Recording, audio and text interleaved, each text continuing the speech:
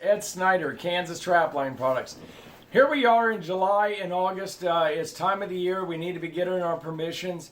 For many of us, we want to catch more coyotes, more fox, more coon, or whatever the case may be.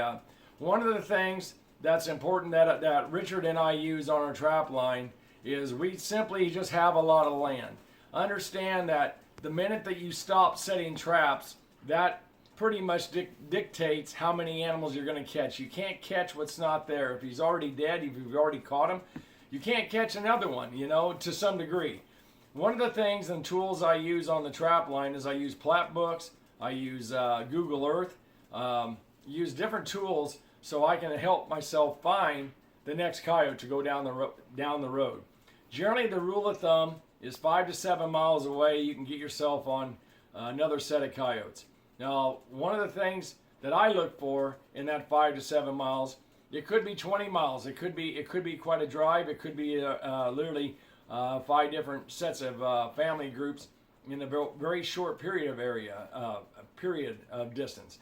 So what I look for is I'm looking for the drainages, and by looking at Google Earth, I can identify, and I look at it by a state-wide view, so I can see the whole state on Google Earth.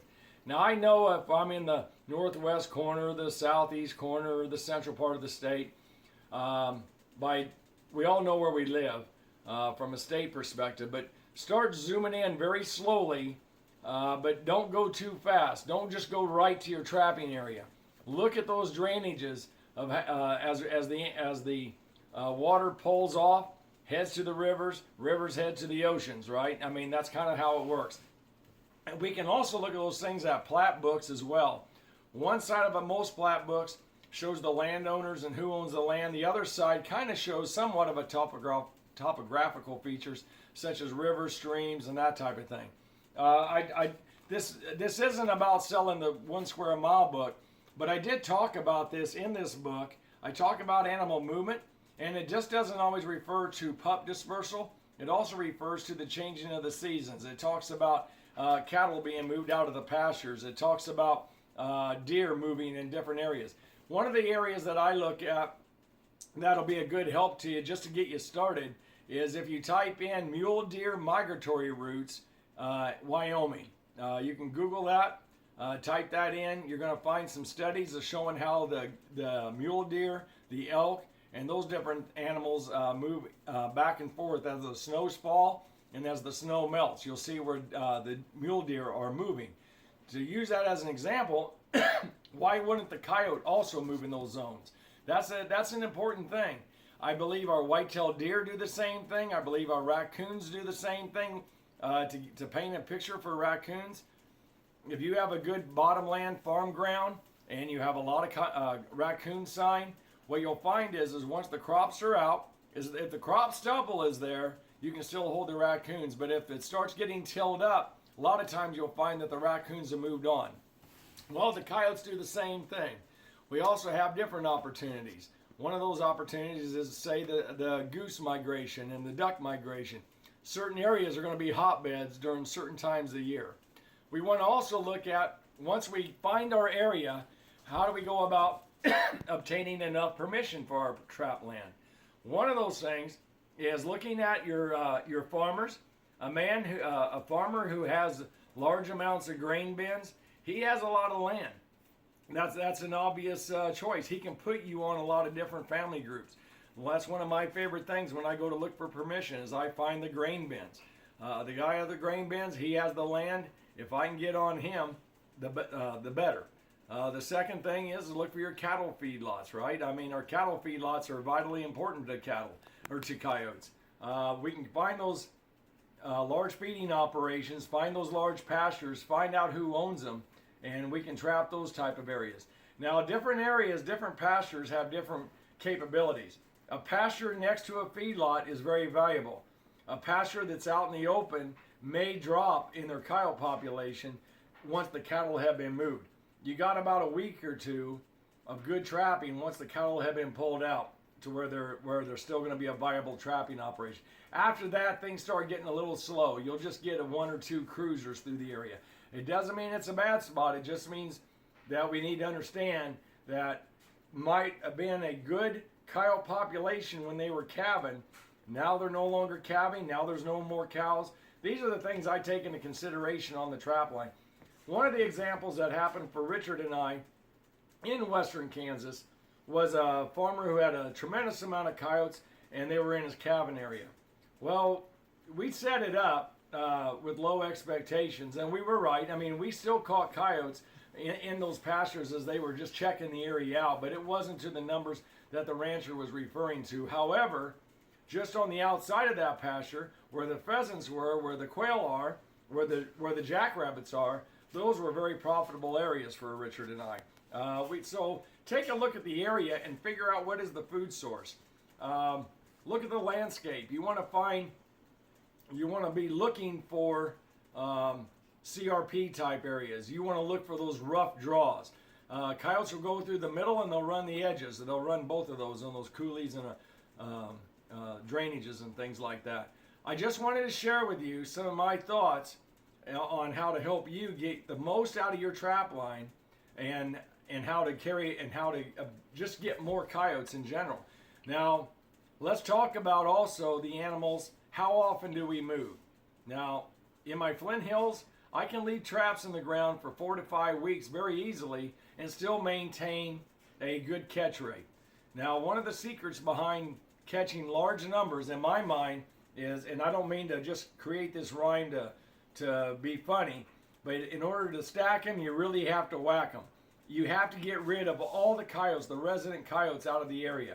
And how I do that is I offer 3 different looks along the trap line. You know, this is really an advanced method that a lot of guys just don't get.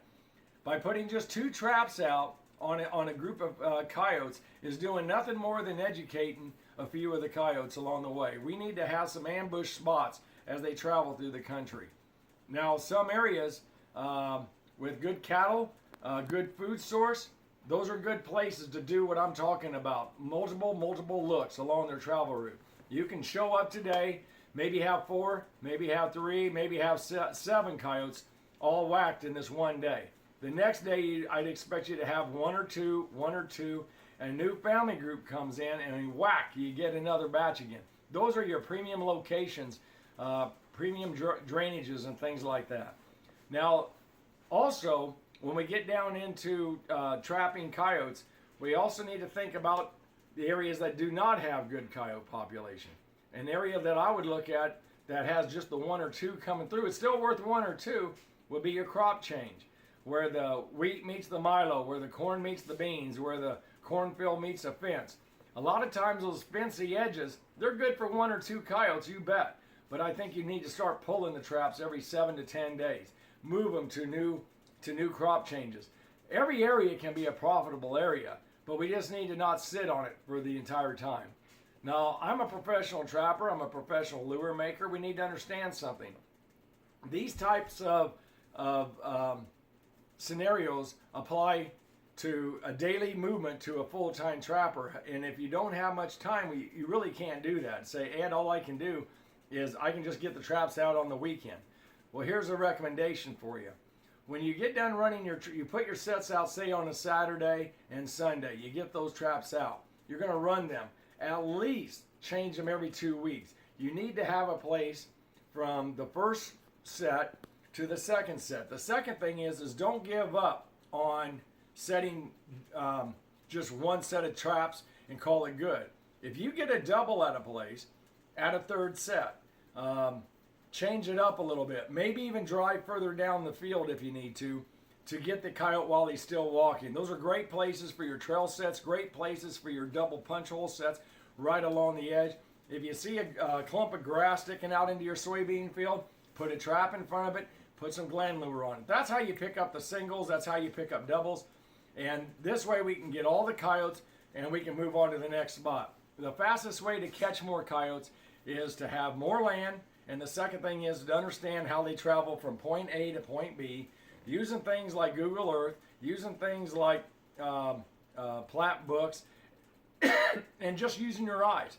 Look at the land. Understand what is in your block, your 1 square mile block or two square mile block or what have you. You need to be able to be on the coyotes over and over and over again to really whack them so more coyotes can come in. Again, these are some recommendations. They may be a little bit of advance for people, but the number one thing I can recommend to you is get more land, get out there and talk to those farmers. I get the word no. I'm sorry, we already got a coyote trapper on it. No, I don't believe in coyote trapping. No, I don't believe in. I hear those every year. I hear that same story. You know what? That's the next opportunity to get on the next property. Now, when we get into high density fur areas, let's just say we're going to say a feedlot, or we're going to say a cattle pen, or we're going to say something like that. Something I can recommend to you, if the owner doesn't allow you to be on it for a variety of reasons, we can get the land around that. If we can understand how the coyotes come in, we can use a topo map, and we can use a Google Earth to help us on that. Take a look at it, understand where the feedlot is, or the cattle pen, or the dairy operation, and just get the neighbor's land that's nearby it. If you can do that, we can still catch a pile of fur, stack them up, and really make a difference. Hog farms, poultry buildings, all those places have a dead lot, or they at least have a spot where the rendering truck's going to pick them up the next day. Those coyotes are in tune to those kind of changes. I think that when we get into feedlot type of trapping and that type of thing, I think a lot of the animals drop their guard down. Territorial response isn't as great. I don't think if you catch 80 coyotes off of a feedlot, now that's an extreme measure, but if you catch 80 coyotes off of one, they're not all there in one day. They are still trying to earn a living by getting some rabbits.